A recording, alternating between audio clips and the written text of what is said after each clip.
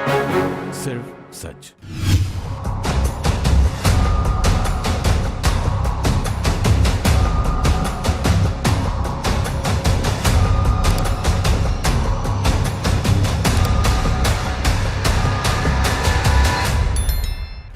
मोखा फिर जाएगा जेल, बंद हो जाएगा सिटी अस्पताल, होगा हर गुनाहों का हिसाब।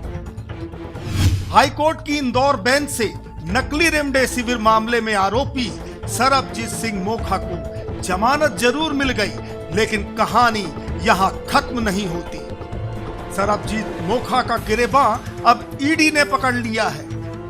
ईडी के इंदौर स्थित क्षेत्रीय कार्यालय में नकली रेमडेसिविर मामले के आरोपियों, जिनमें सिटी अस्पताल जबलपुर के संचालक सरबजीत सिंह मोखा, गुजरात के दवा माफिया कौशल वोरा और पुनीत शाह के खिलाफ मामला दर्ज कर लिया गया है। आने वाले वक्त में एक बार फिर मोखा न सिर्फ सलाखों के बीच होगा, बल्कि ईडी उसका अस्पताल बंद कराने की तैयारी में जुट गई है। सबसे पहले संक्षेप में नकली रेमडेसिविर मामले का खौफनाक सच जान लीजिए। कोरोना की दूसरी लहर में लोगों को तड़पते, बिलखते और जान बचाने के लिए तरसते देखा गया। उस खौफनाक मंजर को याद करके किसी के भी रोंगटे खड़े हो सकते हैं। आपदा के उस समय कई लोग देवदूत बनकर लोगों की मदद के लिए आगे आए, लेकिन मोखा, जो दिखता तो इंसानों की तरह है, लेकिन उसके कारनामे जानकर हैवान भी शर्मिंदा हो जाएगा।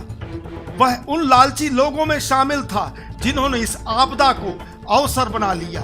सफेद पोश मोखा ने अपने काले कारनामों की फहरिस्त को आगे बढ़ाते हुए सिटी अस्पताल में भर्ती 171 कोरोना के मरीजों को नकली रेमडेसिविर इंजेक्शन लगवा दिए। उसने इस एवज में मोटी रकम हथियाई, लेकिन मोखा के लोभ की भेंट 9 मासूम मरीज चढ़ गए और गलत इंजेक्शन की वजह से उनकी तड़प तड़प कर जान चली गई।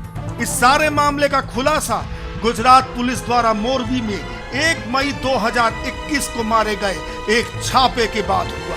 पुलिस ने उसके बाद जबलपुर में दवा फार्मा संचालक सपन जैन को 6 मई को गिरफ्तार किया और उसने तोते की तरह सरबजीत के काले कारनामे बयां करना शुरू कर दिए।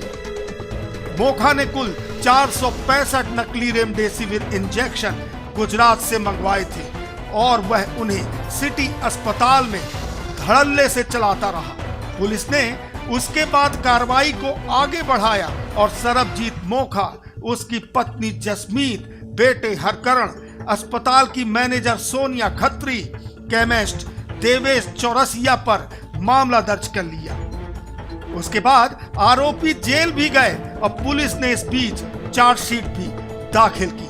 बारी बारी आरोपियों को जमानत मिलती गई। पिछले साल 9 दिसंबर को ही सरबजीत मोखा सलाखों के बाहर आया है, लेकिन अब उस पर नकली रेमडेसिविर मामले में ईडी का शिकंजा भी कस चुका है। सरबजीत मोखा के कैरियर पर नजर डाली जाए तो उसके लालच की कोई सीमा नहीं। पैसों के लिए वह किसी भी हद तक जा सकता है। सबसे पहले उसने नेपियर टाउन भैंसासुर रोड के नजदीक एक जमीन को खाली करवाने की कोशिश की थी और उस चक्कर में उसे जेल जाना पड़ा था।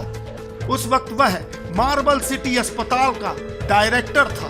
वक्त बीता और उसके पैसों की भूख इतनी बढ़ गई कि उसने खाद्य आपूर्ति निगम की जमीन पर कब्जा कर आलीशान इमारत अमृत हाइट्स खड़ी कर दी। ये मामला भी अदालत पहुंचा और वहां सुनवाई जारी है। मामले में एसडीएम की तात्कालिक रिपोर्ट में बताया गया है कि कैसे खाद्य आपूर्ति निगम की जमीन को हथियाकर मोखा ने बिल्डिंग तनवा ली है।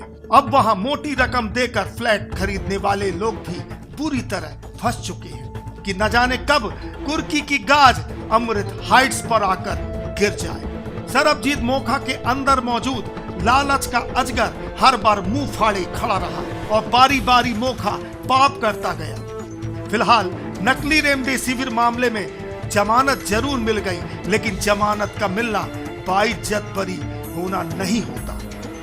कहते हैं पापों का घड़ा एक दिन भरता जरूर है। तो मोखा के गुनाहों की तादाद इतनी हो चुकी है कि उनका बारी बारी अब हिसाब होगा।